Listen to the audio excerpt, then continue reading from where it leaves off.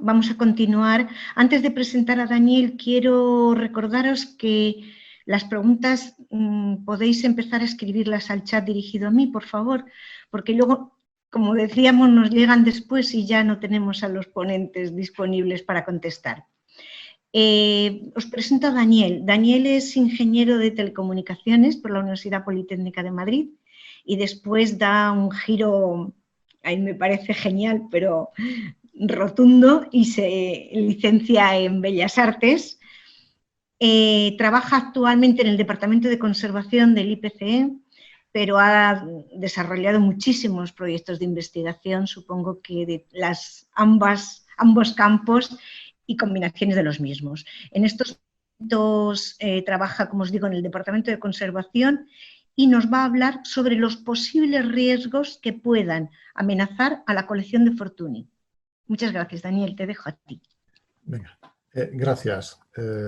Voy a poner una pequeña presentación para exponer mis ideas. A ver.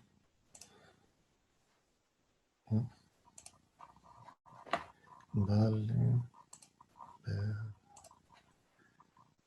Bien, en primer lugar, decir que ha sido un privilegio trabajar con el personal del Museo del Traje y también, por supuesto, con Susana Marras, con Ana Berrocal y Guillermo de Osma. En conservación preventiva solemos empezar nuestro trabajo con una lista de indicadores de riesgo. Aquí tengo la que utilizamos nosotros, hemos desarrollado nosotros mismos en función de nuestra propia experiencia y digamos que los riesgos posibles los clasificados en 9 categorías. En este caso, a través de las visitas que hicimos al museo, de la información que obtuvimos en las reuniones y de un cuestionario que pasamos al personal que está a cargo de la colección de Fortuny, pues pudimos descartar 6 de estos indicadores. Voy a quitar también el de biodeterioro, porque se ocupó de esto la sección de biodeterioro del instituto. Y otra cosa que comprobamos inmediatamente es que tanto el almacén como la vitrina, donde habitualmente están los elementos de la colección, están bastante aislados del medio exterior. Por tanto, también quito este índice de riesgo. Y todo esto nos lleva a que donde realmente debíamos concentrarnos es en el estudio de las condiciones ambientales. Pues bien, cuando se trata de una colección en un interior, como es este el caso, pues aspectos a considerar dentro de las condiciones ambientales son 3. Son las condiciones microclimáticas, la presencia de contaminantes y la iluminación.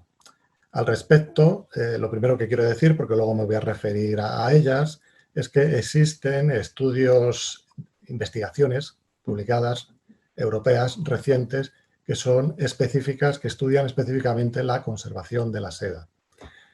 Son de destacar los trabajos publicados por las 2 químicas que se ven abajo en la pantalla, la británica Naomi Luxford y la polaca Mónica Koperska. Bien, pues según estos estudios,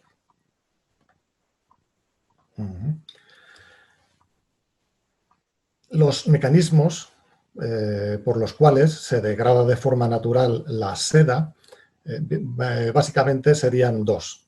En condiciones de humedad relativa bajas, predominaría la ruptura de las cadenas de la fibroína de la seda por un efecto térmico. Parece ser que es necesaria una cierta cantidad de humedad en el ambiente para inhibir este fenómeno. El otro extremo también es malo, es decir, en condiciones de humedad relativa altas se produce un fenómeno que es la llamada escisión hidrolítica. Y además, en estas condiciones se apunta que el agua actúa como un agente oxidante y plastificante con la seda. Todo esto nos lleva a que es necesario establecer unos límites para los niveles de humedad relativa a los que están expuestas las piezas de una colección de seda, ¿no? Y al final, la conclusión final es que la humedad relativa debe intentar mantenerse siempre, bueno, todo lo que sea posible, por debajo de un nivel del 55% y nunca bajar del 30%. Con respecto a la temperatura, la indicación es más sencilla, es decir, la temperatura tan baja como sea posible. Aquí estoy apuntando 25 grados centígrados, que puede ser un valor razonable para el clima que tenemos en Madrid en verano, pero si conseguimos mantenerla más baja, menor. Entonces, no es necesario estar buscando agentes extraños que estén rompiendo las cadenas de la fibroína, es decir, existen mecanismos ya estudiados, que son estos que estoy apuntando, que por unas condiciones inadecuadas de humedad relativa y temperatura, pues están continuamente, digamos, actuando, ¿no?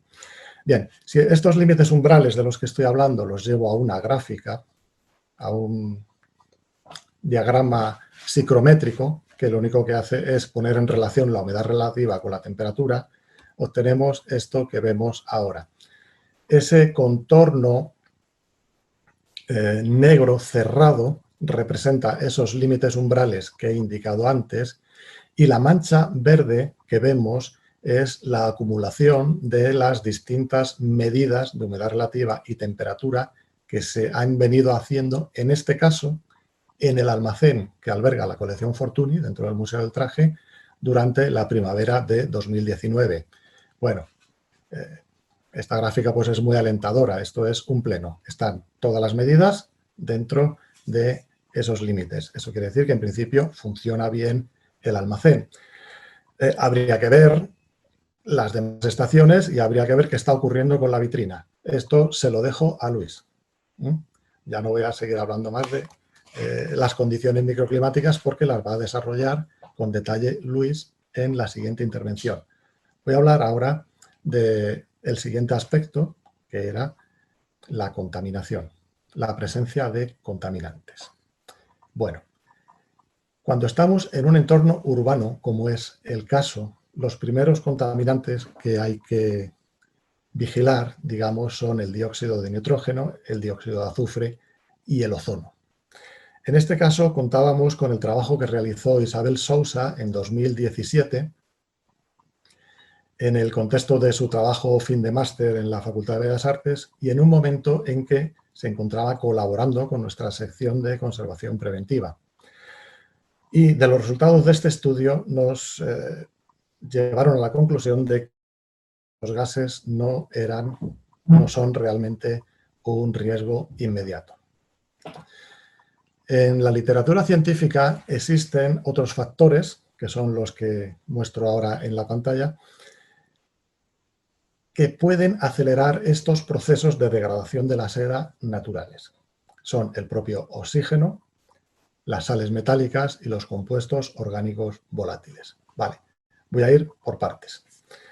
Respecto del oxígeno, normalmente, aunque quizá habría que pensarlo un poco más para estos vestidos que están tan deteriorados, pero normalmente no es necesario tomar medidas especiales, porque todas las reacciones químicas en las que interviene el oxígeno, reacciones de degradación, se pueden regular, como ya hemos visto antes, se pueden inhibir actuando sobre la humedad relativa.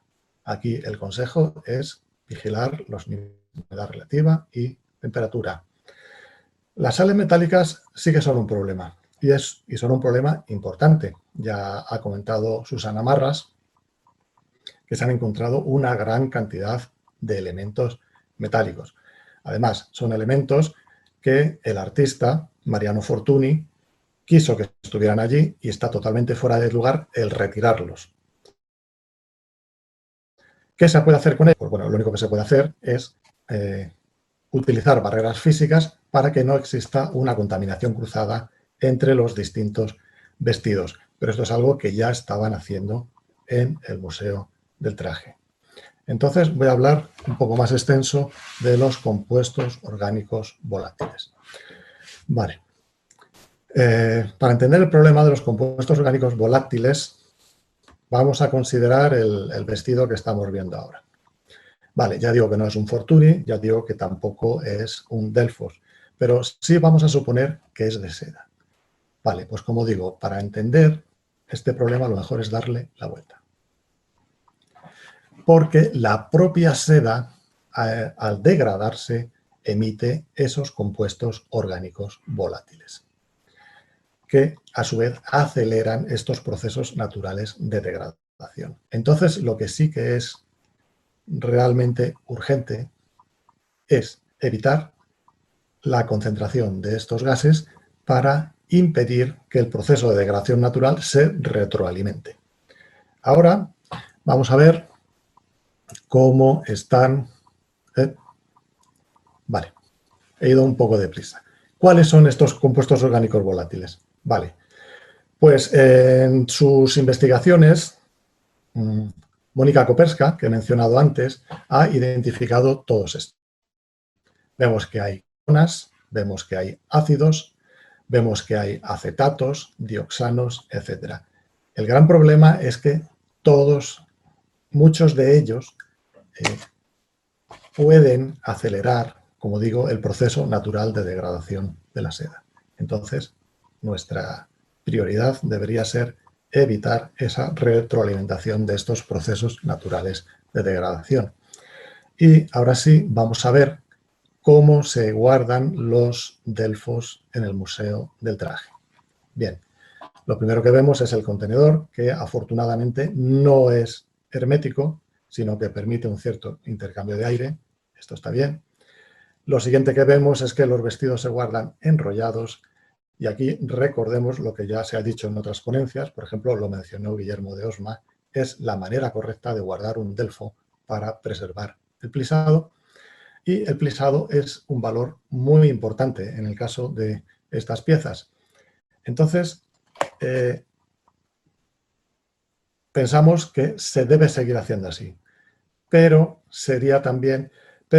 esto tiene el problema de que este arrollamiento favorece el que se acumulen estos compuestos orgánicos volátiles en los pliegues de la seda.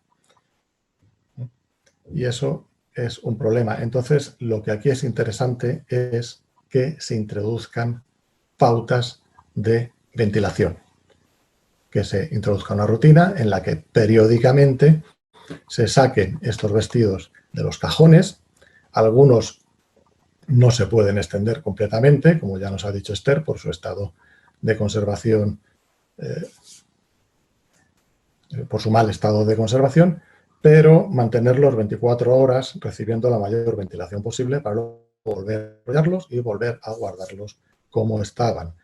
Lógicamente esto hay que hacerlo con mucho cuidado, con mucha delicadeza, y hay que llegar a un compromiso entre esta necesidad de ventilación y los problemas que pueda causar una excesiva manipulación de los tejidos.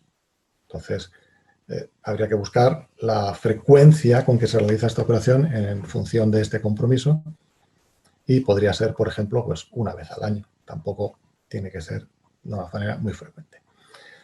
Sí. Paso ya al capítulo de iluminación. La estructura de la proteína, de la seda, es bastante robusta frente a la iluminación y la radiación ultravioleta de lo que normalmente se piensa. El problema es que los pigmentos sí son muy sensibles a la fotodegradación.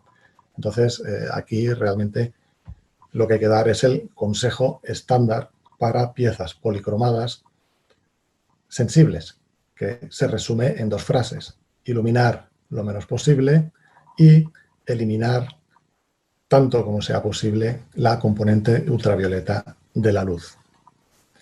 Lógicamente el museo tendrá que llegar a otro compromiso en las piezas que se exponen, ¿no? Entre que el visitante pueda apreciar las bondades de la pieza, las cualidades de la pieza y esta necesidad de iluminación mínima.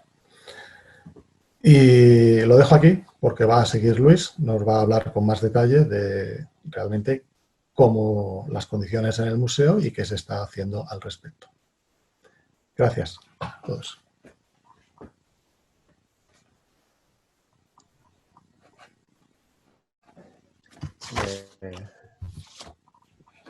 Muchas Muchas gracias, Daniel.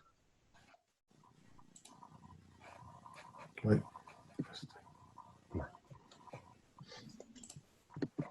Muchísimas gracias, Daniel, y gracias. La verdad es que ha sido muy interesante todos los ponentes, sobre todo porque recogemos muchísima información que luego es fundamental y que a nosotros todas esas conclusiones nos tocan ponerlas en práctica en el día a día del museo.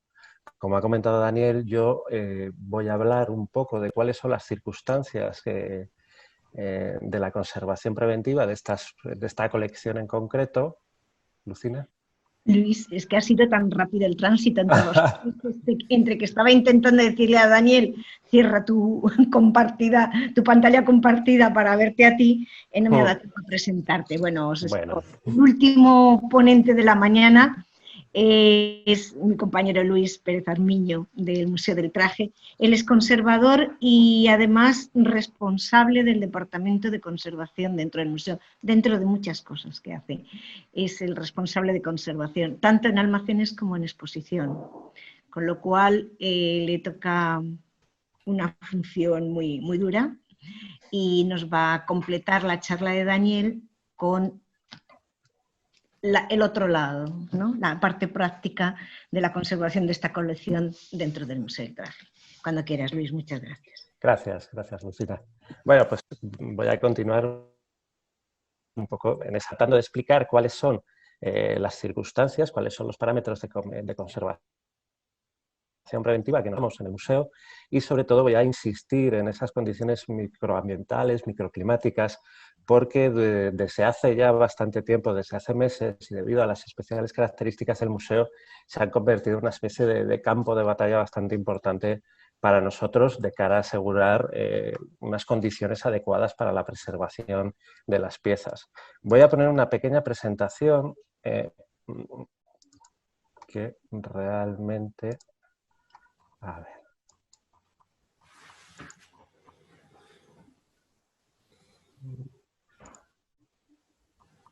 Perdonad. Me salen ahora los correos.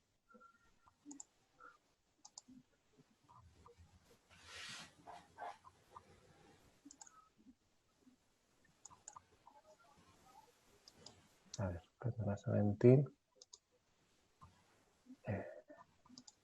Ay, menos mal, por fin, perdonad. Uno de los primeros retos que nos encontramos en el museo respecto a su conservación preventiva es precisamente, primero, la historia del propio museo, la historia de la formación de sus colecciones, que nos lleva a tener actualmente unos fondos tremendamente variados, tremendamente dispares, lo que complica mucho la adopción de unas medidas concretas sobre conservación, ¿no? Pero, por otra parte, tenemos que tener en cuenta nuestra sede, un edificio que se construye en los años 70 y que, aunque está pensado para albergar, para ser un museo, es para albergar un museo de arte contemporáneo con unas características muy, muy peculiares. Eso hace que tengamos unos espacios amplísimos, unos espacios muy grandes que nos están suponiendo muchos problemas a la hora de climatizar. No ocurre así en el almacén. Por ejemplo, aquí esta se correspondería con la zona del almacén, esto que estoy señalando con el ratón, y en rojo, en concreto, es donde se encuentra la colección de Fortuny. Se trata de un espacio amplísimo, estamos hablando prácticamente de una longitud de 100 metros con un ancho de 16 metros y una altura que en algunos puntos llega hasta los 7-8 metros. Evidentemente estaba bien concebido para una colección de arte contemporáneo en ese momento, pero sin embargo para nuestros fondos supone un problema porque hubo que acondicionar todos estos espacios. Por ejemplo, en algunos casos estas pequeñas salas o estos almacenes se han compartimentado en diferentes alturas para aprovechar mejor el espacio. Tenéis que tener en cuenta que tenemos, como ya os decía, una colección amplísima que va pues, desde unos Fortuny hasta una colección representativa de la alfarería popular española. O sea, es una colección muy, muy, muy variada. En el caso concreto de la colección de Fortuny, ocupa un segundo piso, una segunda altura, en un sistema de andamiaje donde se colocó un armario compacto ideado para albergar la colección de indumentaria histórica. Tenemos que tener en cuenta que esta colección en concreto ocupa un único armario compacto aislada respecto al resto de la colección de indumentaria histórica y tiene diferentes sistemas de almacenaje. Por una parte, como ha comentado Daniel, están esas piezas, los delfos, que por sus peculiares características necesitan unas condiciones de almacenaje muy específicas, pero luego tenemos una amplísima colección de textiles planos que se colocan sobre soportes específicos y se cubren, pero también hay muchísima indumentaria y que por una cuestión de espacio solemos almacenar en vertical. En este caso, todos los materiales que se emplean son materiales neutros, son materiales testados para que no ofrezcan interacción alguna con los materiales a conservar. Por ejemplo, en el caso de esa conservación en vertical, utilizamos perchas que han sido debidamente acolchadas con materiales neutros y todas las piezas se cubren con fundas, con algodón sin tratar, que además siempre permite la más mínima manipulación de las piezas porque tiene una pequeña ventana que nos permite observar la pieza e incluye un bolsillo donde incluir fotografía y donde podemos anotar y dejar notas respecto al número de inventario para la correcta identificación de la pieza. Esto se correspondería a esta imagen, y para insistir un poco en lo que ha comentado Daniel, las condiciones de temperatura y humedad relativa del almacén. He tomado los datos relativos al periodo comprendido entre el 1 de marzo de este año y el 30 de septiembre. Me ha parecido interesante porque el edificio, como todos sabemos por desgracia, ha vivido unas especiales circunstancias en este ambiente de emergencia sanitaria porque el día 14 de marzo se decreta el estado de alarma que supone que todo el personal, que toda la actividad que se desarrollaba en el edificio cesa. Aún así, incluso con el edificio bajo mínimos, sí que comprobamos que hubo una bajada importante de temperatura, correspondió a su vez con una subida de humedad relativa que en algún caso, y de acuerdo a los datos que nos ha proporcionado Daniel, llegó a superar ese umbral del 55%. Tenéis que tener en cuenta que estos son datos diarios y que se corresponden con temperaturas medias. Eso hizo que durante todo el periodo de confinamiento siempre hubiese personal técnico del museo de forma presencial, porque necesitábamos controlar al máximo todas esas circunstancias. Aún así, la buena noticia es que las condiciones se mantuvieron bastante estables, cosa que nos tranquilizó mucho, y solo podríamos anotar algunos momentos, ya pasado ese momento de confinamiento, algunos momentos que hizo especialmente calor en el verano y que sí que alcanzamos unas temperaturas que sobrepasaron esos límites que establece, ¿no?, la bibliografía específica sobre la cuestión. Aún así, los datos parece que se están recuperando y que estamos volviendo a esa estabilidad a la que hacía referencia Daniel y que asegura las condiciones de preservación. Sí que me gustaría insistir en que, bueno, como ha comentado Daniel, en el almacén se mantienen unos niveles de iluminación muy bajos. De hecho, estas zonas de almacenamiento siempre están oscuras, sí que hay luz en los accesos pues para facilitar el tránsito de personas, pero en las zonas de almacenamiento, excepto cuando se realizan trabajos técnicos, siempre están apagados y sí que se mantiene un control de plagas estrictos de carácter periódico. Eso por la parte de los almacenes. Uno de los grandes retos, sin embargo, es cuando nos enfrentamos con la exposición permanente. Aquí sí que, gracias a toda la toma de medidas de datos que hemos ido acumulando a lo largo de muchísimos meses, hemos comprobado que las condiciones de temperatura y de humedad relativa dependen mucho de lo que ocurre en el exterior. Normalmente lo que hacemos es contrastar los datos que tenemos de los sistemas Hanwell que tenemos en la vitrina de Fortuny específicos con lo que ocurre con los datos recogidos en la estación meteorológica que hay en Ciudad Universitaria, y eso nos ha llevado a una conclusión, y es que la correlación que existe entre la temperatura exterior y la temperatura interna, la temperatura en esa vitrina es altísima, llegando en algunos puntos a 0,90, tomando un máximo de 1. En este caso, aquí en la imagen podéis ver la disposición de la exposición permanente. Se trata de un circuito cerrado en forma de U, se hizo este circuito cerrado para evitar precisamente la llegada de luz directa, de luz natural, porque el edificio en todo su perímetro tiene unas grandes cristaleras y la parte de Fortuny se corresponde con esta zona que he coloreado en rojo. Una vitrina ausente, una vitrina está sola, no es una vitrina, una pecera, y una vitrina que se integra dentro del otro conjunto justo al lado. Es una zona específica dedicada a Mariano Fortuny. En este caso, en la exposición permanente siempre se mantienen unos niveles de iluminación muy bajos, advirtiendo siempre al público que esos niveles se deben a unas condiciones de conservación, que hay que ser estrictos en eso, pero sobre todo hay que advertir al público de las condiciones de iluminación que se va a encontrar en la sala. Y aquí, a ver, estas serían las condiciones de temperatura y de humedad relativa que hemos tenido desde el mismo periodo, desde el 1 de marzo hasta la actualidad. En rojo he marcado los umbrales en los que no son recomendables, de acuerdo a la información que se nos ha dado, que no son recomendables para la conservación de acuerdo a estas condiciones microclimáticas. Sí que hay que hacer aquí un apunte, y es que a partir de mediados de marzo y teniendo en cuenta la situación que se estaba viviendo y el confinamiento y que no había personal en el edificio en esos momentos, más allá del estricto de seguridad y el personal técnico de guardia, digamos, a partir de mediados de marzo se apagaron todos los sistemas de climatización. Por eso quizás esta curva de temperatura nos puede asustar. De nuevo estamos ante temperaturas medias diarias y en algunos casos se llegaron a alcanzar los 35 grados.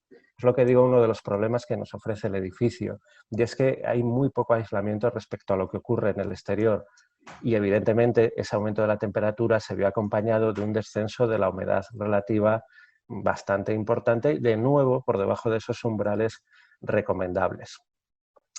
Todo esto que parece así tan problemático, sin embargo, estamos bastante esperanzados y yo creo que hay que decirlo, porque ahora mismo en el museo se está acometiendo una importante intervención arquitectónica que va a mejorar todo ese aislamiento, especialmente en la zona de la exposición permanente, pero también en la zona de almacenes, lo que nos va a permitir controlar todas esas oscilaciones, que es uno de nuestras máximas preocupaciones, ¿no? Por una parte, ese contraste entre el almacén y la exposición permanente.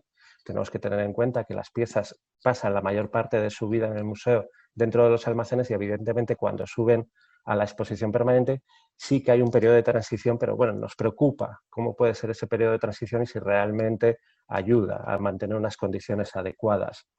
Y por otra parte, también está previsto un incremento o una intervención que nos ayude a mantener unos niveles de humedad adecuados mediante la instalación de una serie de humidificadores. La verdad es que eso resolvería uno de los grandes problemas que hemos tenido en el museo, uno de los problemas que siempre ha sufrido el museo, que es el de las condiciones de temperatura y de humedad relativa que han llevado incluso a que durante los meses de verano, y como podéis comprobar, pues las temperaturas así lo avalan, hayamos tenido que cerrar la exposición permanente, que no la temporal, pero sí la permanente al público. Esperemos que con todas estas intervenciones esta situación se resuelva. Ya para finalizar, sí que me gustaría, por una parte, agradecer iniciativas de este tipo, me resultan súper interesantes para tomar notas, para tenerlas en cuenta de cara a adoptar estas medidas en nuestras políticas de conservación, en nuestros diseños de nuestros planes de conservación. Quería agradecer también la oportunidad a los compañeros del IPC y sobre todo a mis compañeras del museo, la oportunidad de mostrar apenas en 10 minutos el trabajo que hacemos, que muchas veces queda demasiado oculto en los almacenes, ¿no? Entonces esto para nosotros es una oportunidad y siempre recordando que efectivamente en esta tarea de la conservación siempre estamos implicados todo el personal técnico del museo y que esperemos que sirva para garantizar la adecuada exhibición y el conocimiento de esta colección tan destacada. Muchísimas gracias.